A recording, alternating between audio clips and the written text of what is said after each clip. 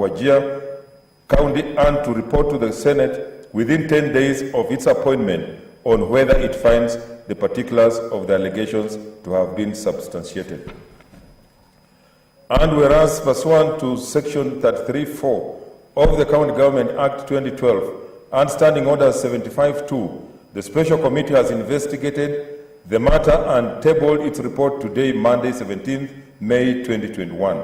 And whereas pursuant to Section 33(4) and 6(b) of the County Governments Act and Standing Order number 75(4)(b), the Special Committee has found the particulars of Charge 2, namely abuse of office and gross misconduct against the Governor of Wajir, has not been substantiated. And whereas pursuant to Section 33(4) and 6(b) of the County Governments Act and Standing Order 75(4)(b), the Special Committee has found that one of the particulars of Charge 1, namely gross violation of the Constitution of Kenya 2010, the County Government Act 2012, the Public Procurement and Assets Disposal Act 2015, and the Public Finance Management Act 2012 against the Governor of Wajir County has been substantiated. Now, therefore, pursuant to Section 33(6)(b) of the County Government Act and Standing Order number 75(4)(b), the Senate, after according the Honorable Muhammad Abdi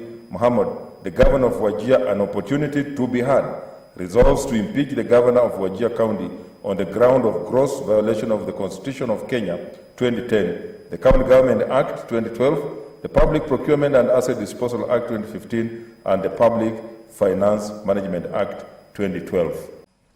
Honorable Senators, these are the results of the vote. Abstentions 4, nays 2, ayes 25. Honorable Senators, the net effect of the vote is that pursuant to Article 181 of the Constitution, Section 33 of the County Government Act and Standing Order 75 of the Senate Standing Orders, the Senate has resolved to remove from office by impeachment Honorable Muhammad Abdi Muhammad, Governor of Wajir County. The Governor accordingly ceases to hold office. I thank you.